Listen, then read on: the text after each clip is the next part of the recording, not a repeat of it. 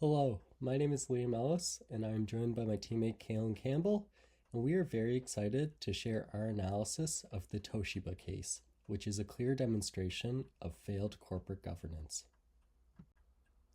So this leads us into the core problem that we identified within this case, which is that Toshiba's management team showed a blatant disregard for the rights and interests of its shareholders, and this is most obvious in regards to its foreign shareholders.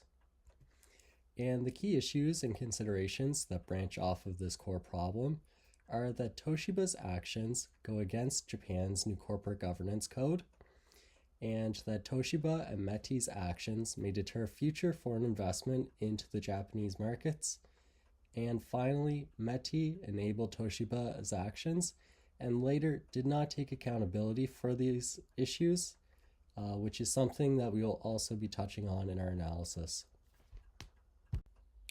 With so much of this case revolving around the rights of foreign shareholders in Japanese companies, we felt it was important to analyze the new corporate governance code that the Japanese government had implemented. So this code had come to be after the government realized that the value of Japanese companies had gradually been declining. So they felt it was necessary to attract more foreign investment into these corporations, which is why they created this code to give these investors the confidence in knowing that their rights will be protected. So this is demonstrated in General Principle 1 here, which basically outlines that the issues and concerns of foreign shareholders must be considered by these corporations. The next piece of analysis we looked at was Toshiba's high levels of foreign ownership. So after a series of scandals and poor corporate governance decisions, such as purchasing companies at inflated prices that then went bankrupt, Toshiba decided that they needed more capital, which they were going to attract through increasing the amount of foreign ownership they have in the company. So they issued 600 billion yen in new shares, with most of this going to foreign investors, which meant that pretty much overnight, the level of foreign ownership in Toshiba went from 38% to 72%, which now meant that foreign investors owned the majority of the company. And this can be seen in the table below, which outlines some of the large firms that owned high levels of ownership in Toshiba. And these firms were from Singapore and the United States and Hong Kong. So with such high levels of foreign ownership in Toshiba, it's pretty crucial that Toshiba's board and management team adopt a culture of transparency and that they respect the rights and interests of these foreign owners.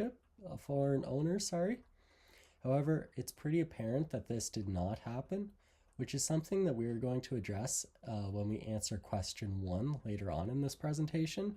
However, this did play into our analysis, which led to our recommendation. The final piece of analysis we conducted was looking into the role of the Ministry of Economic Trade and Industry, or METI.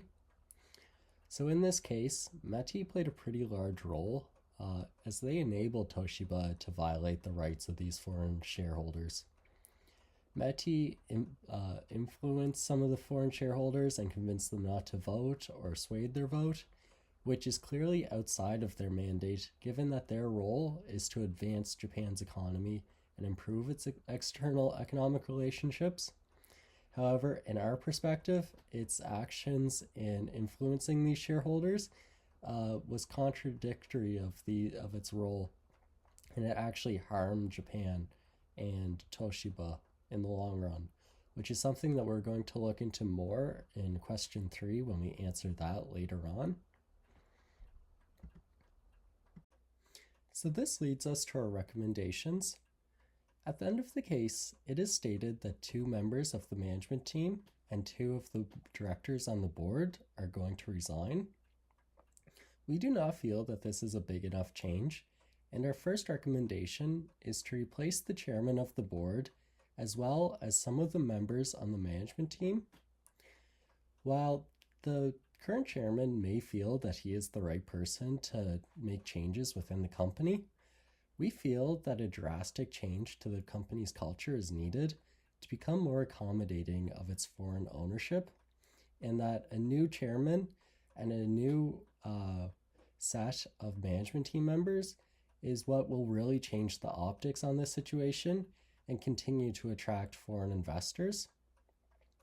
The graph shown on the left side of this slide is taken directly from the Toshiba website, and it shows the corporate governance structure of the company, and it shows how the board of directors can be appointed and dismissed, which will outline how this recommendation can be implemented. Our second recommendation is for the government of Japan to make METI face accountability for their involvement within this scandal. At the end of the case, METI had stated that they feel that they had done nothing wrong, which is contrary to our belief. And we feel that if Japan wishes to continue to attract foreign investors, that they need to ensure that they can show investors that they will not have government agencies interfering with the rights of these foreign investors. For the first question, we looked into what specific actions by Toshiba's leadership were considered inappropriate corporate governance practices. We found 3 main points, the first of which being the accounting scandal in 2015, as it is a clear demonstration of inappropriate corporate governance practices, and as a result, half of the board of directors and the president resigned. The second point we found was that Toshiba directly ignored activist investor suggestions and perspectives that should have been considered. Additionally, the company used government agencies to combat foreign investor views and limited their ability to participate in governance decisions by taking months to reply, such as the case with HMC. The third, one of their investors, foreign investors being 3D, sent a letter to the company voicing concern over non-core business activities limiting the financial success of the corporation. The company responded to the inquisition by ignoring investor suggestions and doing the direct opposite. For question 2, we looked into what the activist investors did actually want Toshiba to do. We identified 4 key points here.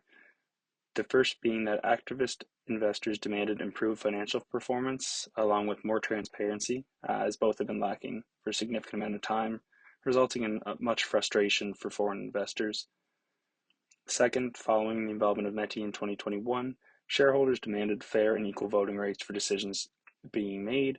This involved increasing transparency both financially as well as for governance practices, as well as removing the external pressures such as government agencies like METI.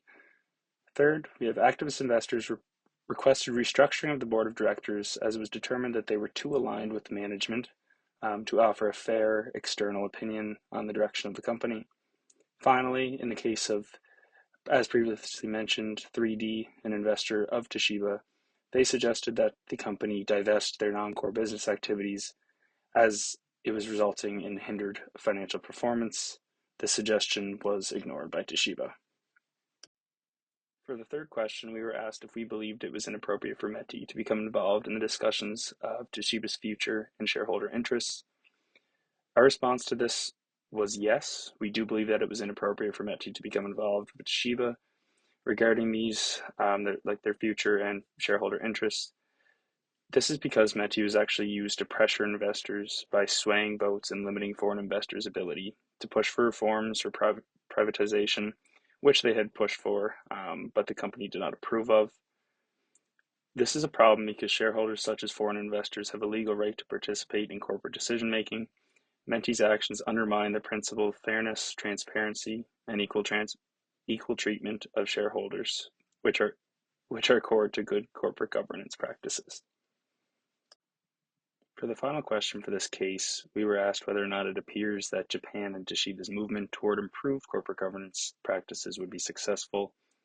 Ultimately, we answered that at the time of this case, we believe that Toshiba and Japan's movement towards improved corporate governance would not be successful given its current state. That being said, there may be some cautious optimism, assuming that our recommendations given are followed. The highlighting of Toshiba's issues from 2015 to 2021 is vital to bring awareness to the effects of poor corporate governance. Toshiba may be even used as an example for other companies that are considering the same tactics. For Toshiba themselves, significant changes will need to be made to restore effective corporate governance practices and preserve the company itself, which is demonstrated in our recommendations. As demonstrated, this case shows the importance of competent corporate governance, which was not the case for Toshiba. We thank you for listening.